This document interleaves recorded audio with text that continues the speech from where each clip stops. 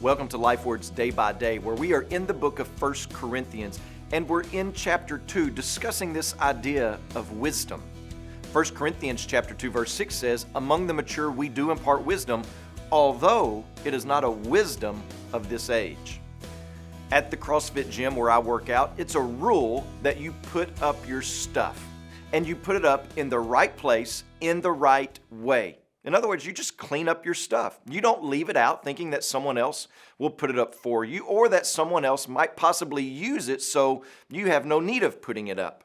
So every now and then, we will get a Facebook message from the CrossFit coach that a piece of equipment has been left out, or of a water bottle that's been left by a station. And in the message, it'll say something like this: "Cliff, you left your stuff out. You owe me 30 burpees. And before you can work out again at the CrossFit gym, you have to do those burpees." It's just a fun and playful way to have accountability. But there is something important for us to see. There is a tension in that relationship. There is a breaking of the relationship between the coach and the client. You don't get access to the gym until the payment of the burpees has been made. And you'll get the stank eye and you'll get poked at by other members in all fun until you do the burpees, until atonement is made. But on an infinitely larger scale, when it comes to the creature's relationship with the Creator, it's not that we just accidentally left something out of place or that we were absent-minded and simply forgot to do something. It would be like taking a can of spray paint and writing obscene graffiti all over the CrossFit gym and taking out ads in the paper and posting on billboards to tell everyone how awful and dumb and narrow and unloving the CrossFit business is, all the while enjoying the benefits of the gym. God's disposition against our sin is described as wrath, fury, a fiery displeasure, and an enduring rage. He is not passive when it comes to man's sin. Consider Nahum chapter 1 verses 3 through 5 and take in the descriptions of God's stance against sin. It says that as terrifying as storms are, they simply mark off the pathway, and the clouds are the dust of his feet.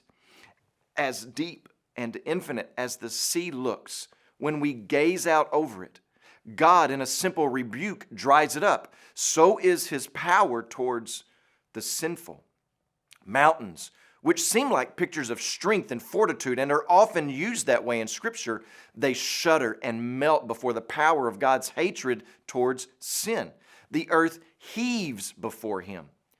Who in this world, and what system of thought or what philosophy of life could ever devise a scheme or a payment plan to appease the righteous and just, fair and true anger of God? God is not overly angry at our sin. God is not arbitrary or careless with his rage against our sin. His fury is not out of line. Neither is he cool or casual towards it. Our sin is our attempt to vandalize his glory and value and worth. Our sin calls the holy and faithful and true God a liar. And yet, in God's wisdom, he plans the cross of Christ, the only suitable payment, atonement that allows God to be just in his punishment of sin, and also the justifier of the wicked, the perfect atonement for the sinner. When you pray today, please remember Doug Lee and his family, our missionaries in the Philippines. And also remember the Digo Lifeword broadcast that's heard in Chadigo.